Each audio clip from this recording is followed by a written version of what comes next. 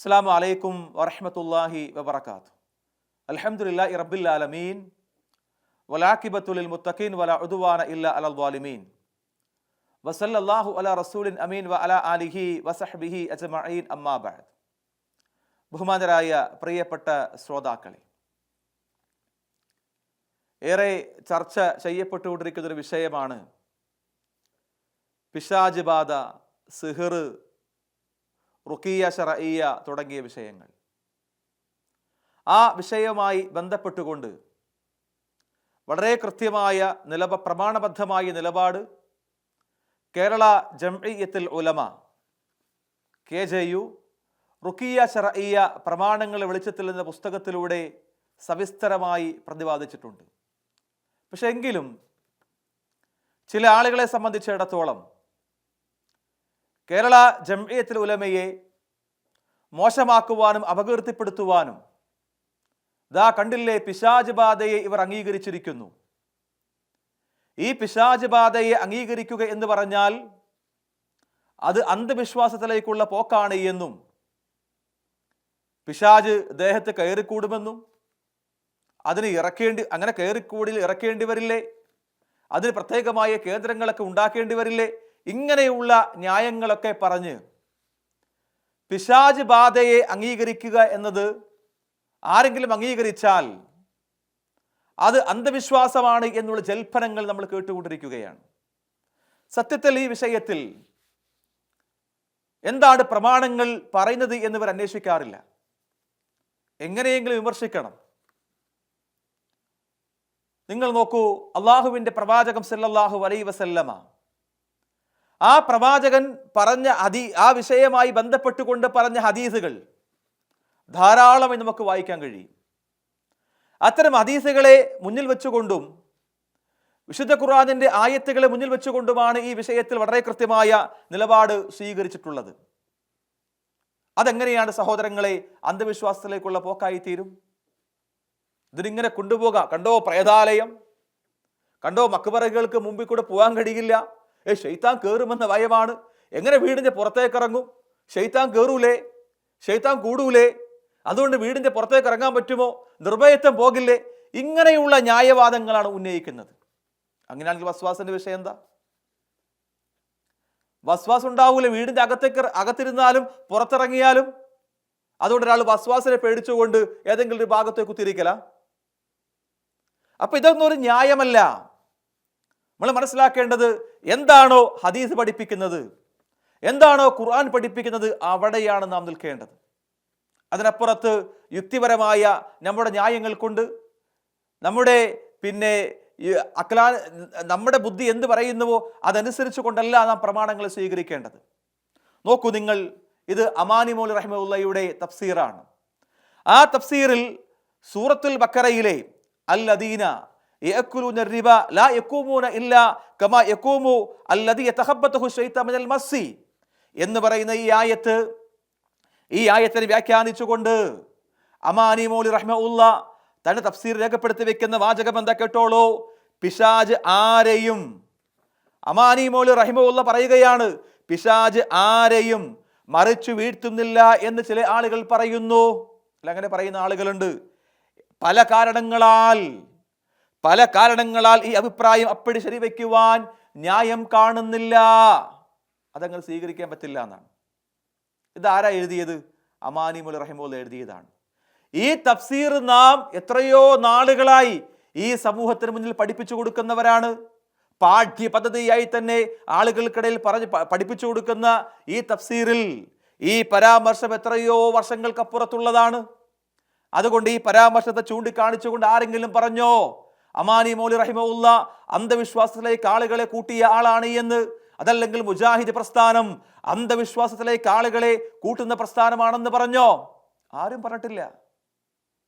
ഇത് അമാനി മൗലവി തഫ്സീർ മർക്കസ് ദവക്കാരായ ആൾക്കാർ പഠിപ്പിക്കുന്നില്ലേ? ഈ ഭാഗമില്ലേ? നിങ്ങൾ വെട്ടിക്കളഞ്ഞോ ഈ ഭാഗം? ഇല്ല. എന്താ പറഞ്ഞ വാചകം? പിശാച് ആരെയും മറച്ചു വീഴ്ത്തുന്നില്ല എന്ന് ചില ആളുകൾ പറയുന്നു. ആ ന്യായം ശരിവെക്കാൻ സാധിക്കുകയില്ല എന്നാണ്. ഇത് മാത്രമല്ല, ഈ ഭാഗം നിങ്ങൾ വളരെ കൃത്യമായി ശ്രദ്ധിച്ചു കാണുമല്ലോ. അതായത് സൂറത്തുൽ ബഖറയുടെ ഈ ആയത്ത്, ഈ ആയത്തുമായി ബന്ധപ്പെട്ടുകൊണ്ട് തന്നെ ഇതാ വിചിന്തനം. ആ വിചിന്തനത്തിൽ ജിന്ന്, പിശാജ്, റുഖിയ, ശർഇയ്യ, ഞാൻ നേരത്തെ പറഞ്ഞ പുസ്തകം ഉണ്ടല്ലോ, ആ പുസ്തകത്തിന്റെ ഓരോ ഭാഗവും ഇങ്ങനെ കൊടുത്തതാണ് ഈ വിചിന്തനത്തിൽ. അതിൽ കാണാം പിശാജ് നമ്മുടെ ശത്രു എന്ന് തലവാചകത്തിൽ ആ ഭാഗം എടുത്തു കൊടുക്കുന്നുണ്ട്. കേട്ടോ നിങ്ങൾ, പലിശ തിന്നുന്നവൻ, പിശാജ് ബാധ നിമിത്തം മറിഞ്ഞു വീഴുന്നവർ എഴുന്നേൽക്കുന്നത് പോലെ അല്ലാതെ എഴുന്നേൽക്കുകയില്ല എന്ന ഈ ആയത്തിന് അർത്ഥം കൊടുത്തിട്ട് പറയുകയാണ്, മനുഷ്യനെ പിശാജ് ബാധിക്കുമെന്ന്. കണ്ടോ, നമ്മുടെ നിലപാടാണത്. ഈ പ്രസ്ഥാനം എക്കാലഘട്ടങ്ങളിലും പറഞ്ഞ ഒരു നിലപാടാണിത്. ശൈത്വാന്മാരെ പേടിച്ചിരിക്കണ്ട, ഞാൻ ശേഷം ഇൻഷാ അല്ലാഹ് പറയും.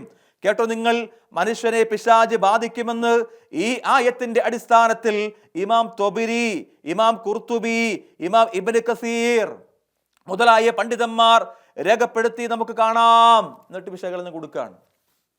ഇത് മുഫസ്സിറുകളായ ആളുകൾ, മുഹദ്ദിസുകളായ ആളുകൾ, ഞാൻ ഒരുപാട് ഹദീസുകൾ ഈ വിഷയത്തിൽ വായിക്കാറുണ്ട്, എല്ലാം ഞാൻ ഉദ്ധരിക്കുന്നില്ല. അപ്പോൾ ഈ വിഷയമായി ബന്ധപ്പെട്ട ഒരു തഫ്സീർ ഖുർത്തുബിയിൽ തന്നെ വിശകലനം നമുക്ക് കാണാം. ഫി ആദിഹിൽ ആയത്തി, അതാണ് ഇവിടെ ജംഇയ്യത്തുൽ ഉലമായുടെ പുസ്തകത്തിൽ എടുത്ത് ഉദ്ധരിച്ചത്. അതിനെ ദുർവ്യാഖ്യാനം ചെയ്ത ആൾക്കാർ ഇറങ്ങിയിട്ടുണ്ട്. അങ്ങനെയല്ല, ഇത് അംഗീകരിക്കൽ കൊണ്ട് എന്താ പ്രശ്നം? ഇസ്ലാമിക പ്രമാണങ്ങൾ ഒരു വിഷയമായി ബന്ധപ്പെട്ടുകൊണ്ട് പറഞ്ഞാൽ അത് സ്വീകരിച്ചേ മതിയാകൂ. ശൈത്താൻ വസ്വാസ് ഉണ്ടാക്കും, തർക്കമുണ്ടോ നമുക്ക്? ശൈത്താനെ കൊണ്ട് കഴിയൂല, അങ്ങനെയുള്ള കഴിവ് ശൈത്താനില്ല, നമുക്കത് അംഗീകരിക്കാൻ പറ്റില്ല, നമുക്ക് പറയാൻ പറ്റുമോ? അതേപോലെ പിശാച് ബാധയുണ്ട്. പിശാച് ബാധയെ അംഗീകരിച്ചാൽ പ്രേതാലയമില്ലേ? പ്രേതാലയങ്ങൾക്ക് മുമ്പിൽ കൂടി നടക്കാൻ ആൾക്കാർ പേടിക്കൂല. ഇതൊക്കെ എവിടേക്കാണ് ഈ കൊണ്ടുപോകുന്നത്? അങ്ങനെ ശൈത്താന്മാരുമായി ബന്ധപ്പെട്ടുകൊണ്ട് പല അഭ്യൂഹങ്ങളും സമൂഹത്തിൽ പല ആളുകളും പ്രചരിപ്പിക്കുന്നുണ്ട്. അതിനെതിരെ ശക്തമായി പ്രതികരിച്ച ഒരു പ്രസ്ഥാനമാണിത്, മുജാഹിദ് പ്രസ്ഥാനം. ഈ സമൂഹത്തിന് നിർഭയത്വം പഠിപ്പിച്ചു കൊടുത്ത പ്രസ്ഥാനമാണ്. എന്താണ് നിർഭയത്വമെന്ന് ഈ സമുദായത്തെ ബോധ്യപ്പെടുത്തിയ പ്രസ്ഥാനമാണ്. ആ പ്രസ്ഥാനത്ത് ചില ആൾക്കാർ നിർഭയത്വം പഠിപ്പിക്കാൻ വേണ്ടി ഇറങ്ങിയിരിക്കുകയാണ്. വല്ലാത്ത അത്ഭുതം തോന്നുകയാണ്. സഹോദരങ്ങളെ, പിശാച് ബാധയുണ്ട്, പിശാച് ബാധയുണ്ട്, പിശാച് ബാധയുണ്ട് എന്നുള്ളത് കൊണ്ട് വീടിന്റെ പുറത്തേക്ക് ഇറങ്ങാണ്ടിരിക്കണ്ട. ഞാൻ ചോദിക്കട്ടെ, റസൂലുള്ളാഹി സ്വല്ലല്ലാഹു അലൈഹി വസല്ലം പറഞ്ഞു, വീടിന്റെ പുറത്തേക്ക് ഇറങ്ങിയാൽ നിന്റെ കൂടെ ശൈത്താൻ വരാനുണ്ടാകും. ആ ശൈത്താൻ, നീ ഇന്ന പ്രാർത്ഥനയെങ്കിൽ ചൊല്ലിയാൽ ആ ശൈത്താൻ അങ്ങോട്ട് ഓടും. ബാത്റൂമിലേക്ക് പോകുമ്പോൾ ശൈത്താൻ ഉണ്ടാകും. അവിടെ നീ പ്രാർത്ഥനയെങ്കിൽ ചൊല്ല റസൂലുള്ളാഹി പറഞ്ഞു. നമ്മൾ പ്രാർത്ഥിക്കുന്നില്ലേ? അതുകൊണ്ട് ഇപ്പോൾ ഒരാൾ വിചാരിക്കുക, ബാത്റൂമിൽ ശൈത്താനോ, അതുകൊണ്ടോ ബാത്റൂമിൽ പോകാതിരിക്കല. വീടിന്റെ പുറത്തേക്ക് ഇറങ്ങുമ്പോൾ ശൈത്താനുണ്ട്, അതുകൊണ്ട് ഞാൻ വീടിന്റെ പുറത്തേക്ക് ഇറങ്ങില്ല എന്ന് പറഞ്ഞ ആൾ വീട്ടിൽ കയറിയിരിക്കുമോ? പിശാച് ബാധയുണ്ട്, അതുകൊണ്ട് വീടിന്റെ പുറത്തേക്ക് ഇറങ്ങണ്ട. ആരെങ്കിലും തീരുമാനം, ആർക്കെങ്കിലും മുമ്പിൽ പറയാൻ പറ്റുന്ന ന്യായമാണോ അത്? ശൈത്വാൻ ഉപദ്രവങ്ങളുണ്ട്. അത് കേവലം വസ്വാസ് മാത്രമല്ല, ശൈത്വാൻ ശാരീരികമായ പ്രയാസമുണ്ടാക്കും. അതിന്റെ പ്രതിവിധി എന്താണ് എന്ന് മഹാനായ പ്രവാചകൻ സല്ലല്ലാഹു അലൈഹി വസല്ലം പഠിപ്പിച്ചു. വസ്വാസിൽ നിന്ന് എങ്ങനെയാണ് നമുക്ക് രക്ഷപ്പെടാൻ കഴിയുക, അതിന്റെ മാർഗം പ്രവാചകൻ സല്ലല്ലാഹു അലൈഹി വസല്ലം പഠിപ്പിച്ചു. അതേ, സിഹ്ർ എന്ന ഉപദ്രവമാണ്, അതിൽ നിന്ന് എങ്ങനെ രക്ഷപ്പെടാൻ പറ്റും, അത് റസൂലുള്ളാഹി പഠിപ്പിച്ചു. കണ്ണേറ്, അതിൽ നിന്ന് എങ്ങനെ രക്ഷപ്പെടാൻ പറ്റും, അതും പ്രവാചകൻ പഠിപ്പിച്ചു. പിശാച് ബാധ, അതിൽ നിന്ന് എങ്ങനെ രക്ഷപ്പെടാൻ പറ്റും, അതും റസൂലുള്ളാഹി സ്വല്ലല്ലാഹു അലൈഹി വസല്ലം പഠിപ്പിച്ചു. ഇതൊന്നും അന്ധവിശ്വാസമല്ല. അതിൻ്റെ പേരിൽ ഒരുപാട് അന്ധവിശ്വാസങ്ങൾ സമൂഹത്തിലുണ്ട്. അതുകൊണ്ട് സ്വഹീഹായ ഹദീസുകളെ തള്ളാൻ മുജാഹിദ് പ്രസ്ഥാനത്ത് സാധ്യമല്ല. ഇത് നിലപാടാണ്. ആ നിലപാടാണ് അമാനി മൗലവി റഹിമഹുല്ലാഹ് തഫ്സീറിലും രേഖപ്പെടുത്തിയത്. അത് അന്ധവിശ്വാസമല്ല കൂട്ടരെ. അപ്പോൾ ഇസ്ലാമിക പ്രമാണങ്ങളെ അന്ധവിശ്വാസത്തിന്റെ പട്ടികയിലേക്ക് കൊണ്ടുപോയി തള്ളാൻ കഴിയില്ല. അത് തള്ളാൻ സാധ്യമല്ല. മുജാഹിദ് പ്രസ്ഥാനം അതൊരിക്കൽ അംഗീകരിക്കുന്ന വിഷയവുമല്ല. അതുകൊണ്ടാണ് വളരെ സവിസ്തരമായി നമ്മൾ ഈ വിഷയത്തെപ്പറ്റി പ്രമാണങ്ങൾ എന്ത് പറയുന്നുവോ അതാണ് നാം സ്വീകരിക്കേണ്ടത്. പിശാച് ബാധ ഉണ്ട് എന്ന് പ്രമാണം കൊണ്ട് സ്ഥിരീകരിക്കപ്പെട്ട് കഴിഞ്ഞാൽ സ്വീകരിക്കണം. അതിൻ്റെ പ്രതിവിധിയുമുണ്ട്. പിശാച് ബാധ ഉണ്ട് എന്ന് പറഞ്ഞ ആൾക്കാരെ പേടിപ്പിച്ച് ഒരു ഭാഗത്തേക്ക് ഇരുത്തുകയല്ല വേണ്ടത്. അതിൻ്റെ പ്രതിവിധി പഠിപ്പിച്ചു കൊടുക്കണം.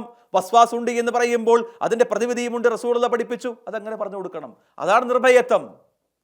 അതിനെ അന്ധവിശ്വാസമാക്കി ചാപ്പ കുത്താൻ കഴിയില്ല. അതുകൊണ്ട് തന്നെ പ്രമാണങ്ങളിലേക്ക്, എൻ്റെ ബഹുമാനരായ മർക്കസ് ദേവക്കാരെ, നിങ്ങൾ ഇതൊക്കെ അന്ധവിശ്വാസമാണ് എന്നിവർ തള്ളുമ്പോൾ ശ്രദ്ധിക്കേണ്ടുന്ന വിഷയം എന്താ? നിങ്ങൾ തള്ളുന്നത് ഏതാണ്? അള്ളാഹുവിൻ്റെ ഖുർആനിനെയാണ്, പ്രവാചകന്റെ ഹദീസുകളെയാണ്. വളരെ ഗൗരവമുള്ള വിഷയമാണ്. പ്രമാണങ്ങൾ എന്ത് പറഞ്ഞോ അത് സ്വീകരിച്ചേ മതിയാകൂ.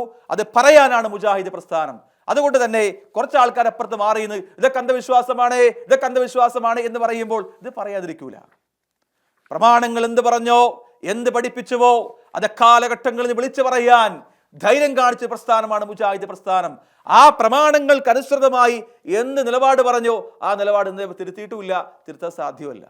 അതുകൊണ്ട് ഇത് തിരുത്തണം, അന്ധവിശ്വാസമാണ് എന്ന് പറഞ്ഞ മർക്കസ് വക്കാരെ നിങ്ങൾ ഇറങ്ങേണ്ടതില്ല.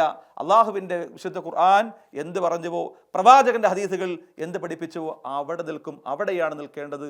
അള്ളാഹു സത്യം മനസ്സിലാക്കാൻ നമുക്ക് എവർക്കും തൗഫീഖ് നൽകി അനുഗ്രഹിക്കുമാറാകട്ടെ. അസ്സലാമു അലൈക്കും വറഹ്മത്തുള്ളാഹി വബറകാതുഹു.